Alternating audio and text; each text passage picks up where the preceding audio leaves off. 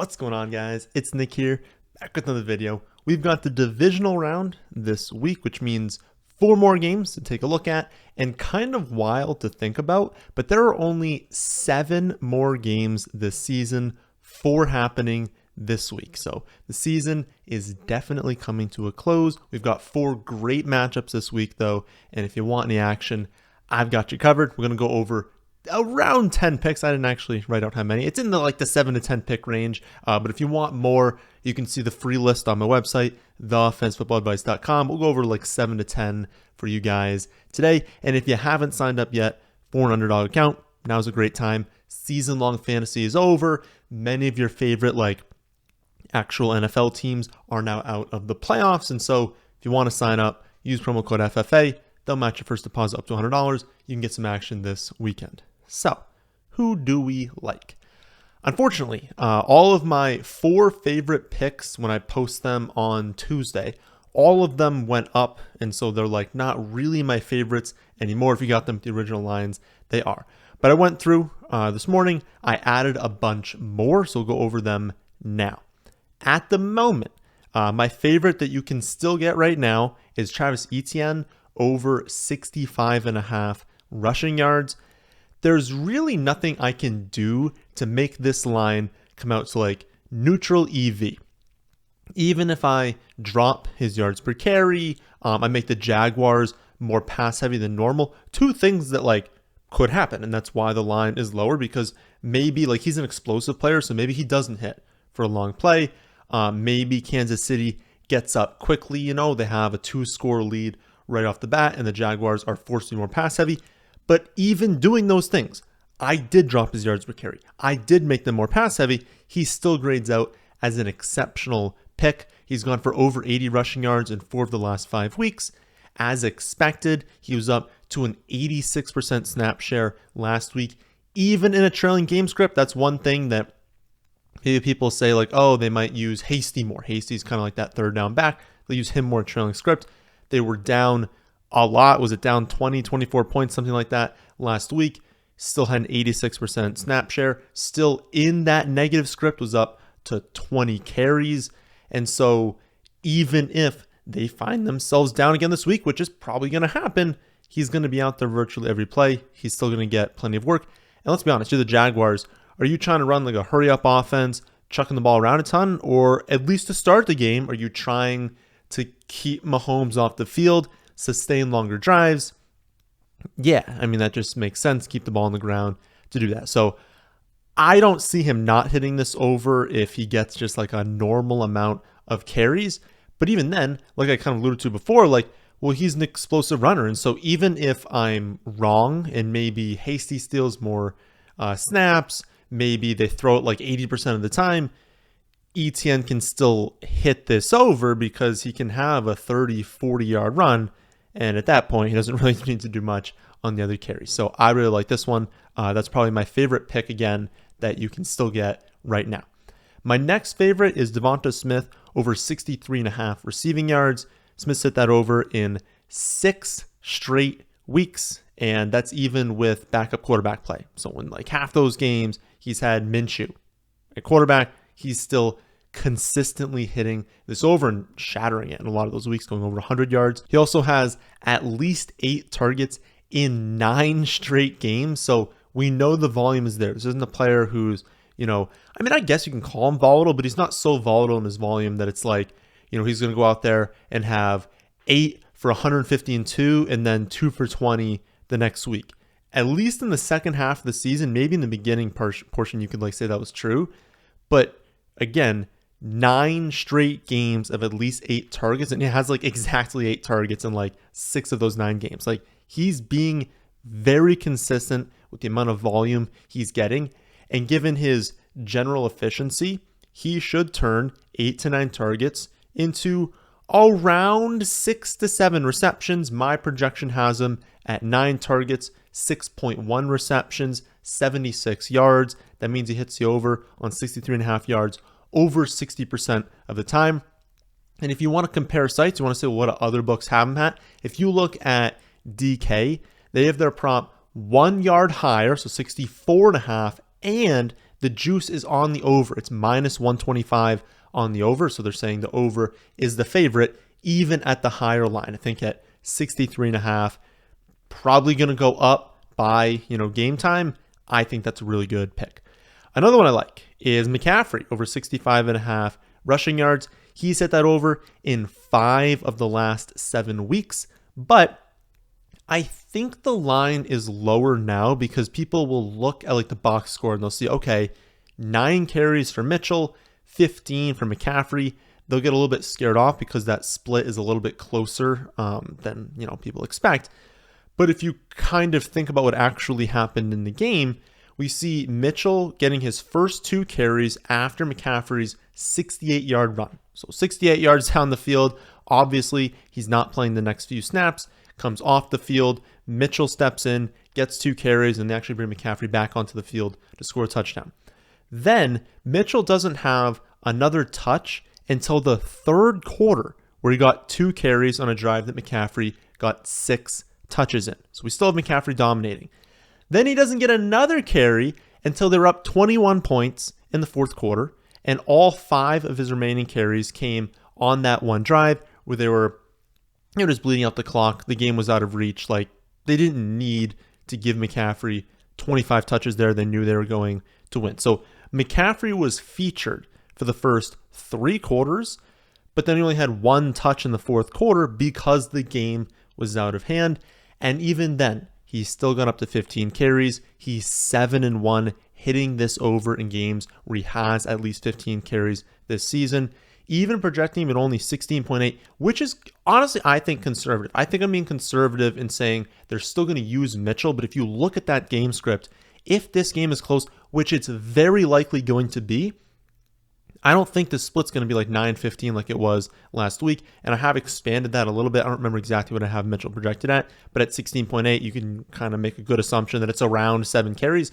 I think there's a chance they go closer to 18, 19 carries, that Mitchell really bumps down if this game, again, is close. And if McCaffrey doesn't, bust off a 70-yard run, but you're totally fine if he does that because he hits the over in one play if that happens. So I definitely like this line.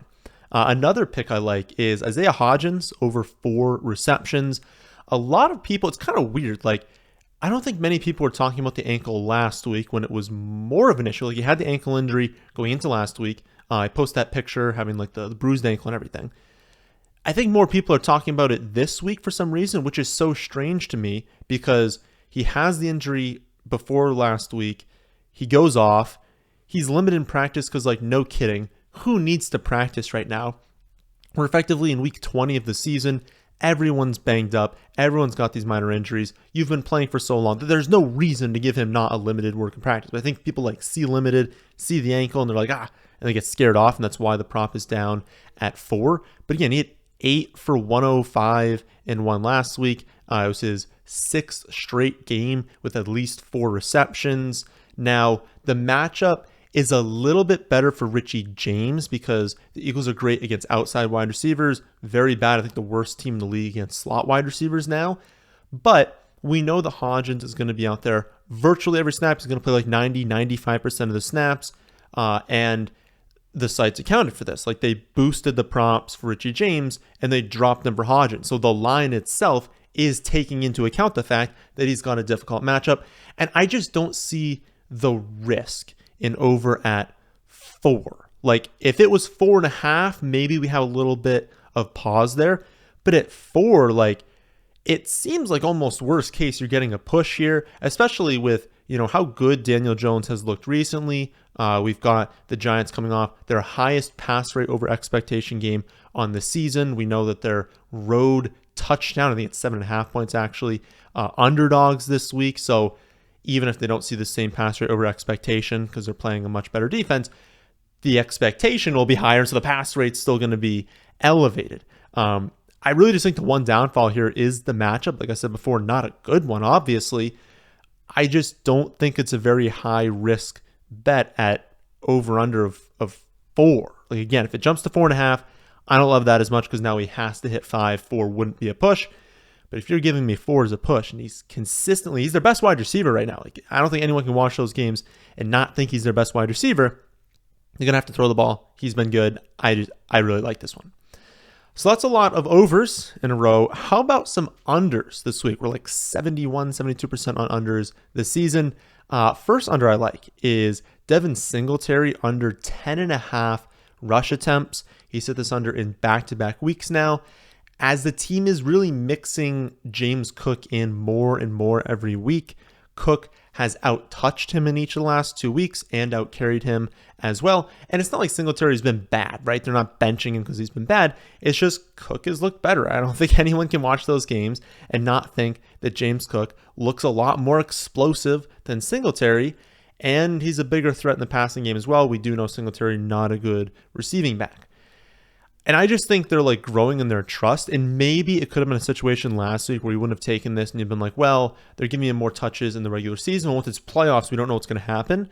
But they've just been giving him more touches. You look over the first 10 weeks, 3.7 carries per game for Cook. 8 weeks since then, 8.5 per game. So he's getting a lot more carries per game. We see him in that first playoff game with everything on the line have his second highest carry total of the season. So I'm not expecting James Cook to have, 20 carries to Singletary's 2, but this is basically a 50-50 split. And unless we're expecting Buffalo to lean super run heavy, it just doesn't leave in a 50-50 split enough volume for Singletary to get to, 11 carries more than, like 40% of the time. And I think this hits the under close to like 60%. That makes him a really good pick. Another one I like, under. Travis Etienne. And I know we're like, what? We just liked his over. The receiving. Under 3 receptions. Again, I like the rushing, but he doesn't have a single game yet this season hitting this over. 0. So he has played in 18 games. He's got 10 unders, 0 overs, and 8 times being a push. Like he typically maxes out at that 3 reception mark. So if we take the under at 3, it's a push at 3. If he hits the under, we're golden. Like he legitimately has not gone over yet this season. Even in games with 80-85% of the snaps, they're just not using him that much in the passing game. I think it's a little bit weird. I think maybe next season they kind of integrate him a little bit more into that area of the game. But I mean, look at last week. That was the perfect game script, right? If you could dream up a game script where he gets to 4 receptions, it's last week. Get down big, get all those snaps. He had 1 reception. So even if they get down, he's not necessarily hitting this over. Final prop we'll go over today is another under, and that's Joe Burrow under 294.5 total yards. I wouldn't say I'm overly confident in this one because Burrow's obviously quite good at football, and Jamar Chase could have 2 catches, go for 40 yards and really start pushing this over. But my projections have him around 10 yards under this mark. Whenever that happens, my projections typically lean a little bit closer to the over. Whenever we're projecting the under on average, it's usually a good bet. He's 10-7 hitting this under on the season. And the game's at Buffalo. It's not exactly the easiest place to play. I'm actually not worried. Some people add on weather. I mean, it's a factor, right? If this game was being played in 75-degree weather, 70-degree weather, no wind, obviously that's perfect conditions. You're expecting, more overs to hit. And while it's going to snow probably in this game, there's not that much wind. The snow's looking like maybe an inch, somewhere around there. That's not really that big of a deal. That's not really going to impact anything all that much. I put it in there. It's dropping the catch percentages by 1%. It's really not going to do all that much, but it's enough to just say on the road in Buffalo, not ideal weather, a high over on average. I have the Bengals projected to lean more pass heavy this week than they usually do. Still doesn't matter. Projects for the under. That makes it a good pick. So those are my favorite props at the moment. But again, I have more free on my website, thefantasyfootballadvice.com. So take a look if you've not done so already. And if you want to sign up for your first account today on Underdog, just use promo code FFA. They will match your first deposit up to $100. So good luck to everyone this weekend. That, my friends, is in this one. Hope you all enjoy. If you did, how about hitting the like button and how about subscribing to the channel if you're new here. Thanks for watching.